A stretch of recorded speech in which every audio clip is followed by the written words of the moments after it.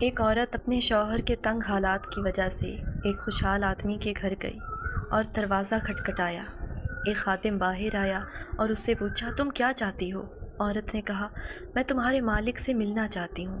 خادم نے پوچھا، تم کون ہو؟ عورت نے کہا، اسے بتاؤ کہ میں اس کی بہن ہوں۔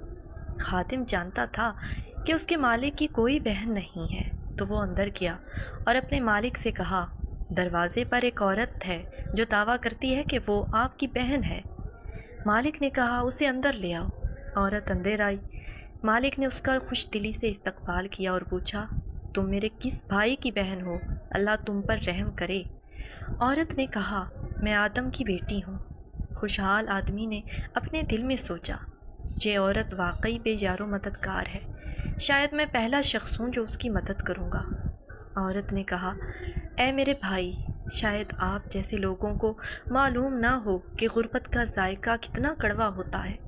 اسی غربت کی وجہ سے میں اپنے شوہر کے ساتھ طلاق کے دروازے پر کھڑی ہوں۔ کیا آپ کے پاس کچھ ہے جو آپ قیامت کے دن کے لیے دے سکیں؟ آپ کے پاس جو کچھ ہے وہ ختم ہو جائے گا، لیکن جو اللہ کے پاس ہے وہ ہمیشہ باقی رہے گا۔ خوشحال آدمی نے کہا، دوبارہ کہو۔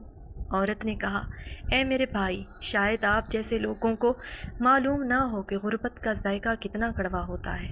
اسی غربت کی وجہ سے میں اپنے شوہر کے ساتھ طلاق کے دروازے پر کھڑی ہوں۔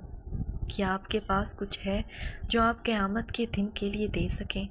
آپ کے پاس جو کچھ ہے وہ ختم ہو جائے گا، لیکن جو اللہ کے پاس ہے وہ ہمیشہ باقی رہے گا۔ خوشحال آدمی نے کہا، دوبارہ کہو۔ عورت نے تیسری بار کہا۔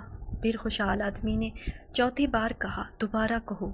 عورت نے کہا، مجھے نہیں لگتا کہ آپ نے مجھے سمجھا ہے، اور اب دوبارہ کہنا میرے لیے ذلت ہے۔ میں نے کبھی اپنے آپ کو اللہ کے سوا کسی کے سامنے ذلیل نہیں کیا۔ خوشحال آدمی نے کہا، اللہ کی قسم، مجھے تمہاری بات کی خوبصورتی پسند آئی ہے۔ اگر تم 1000 بار بھی دہراتی تو میں ہر بات کے بدلے تمہیں 1000 درہم دیتا۔ پھر اس نے خادموں سے کہا، اسے 10 اونٹ، 10 اونٹنیاں، جتنی چاہے بھیڑیں اور جتنا چاہے مال و دولت دے دو، تاکہ ہم قیامت کے دن کے لیے کچھ کام کریں۔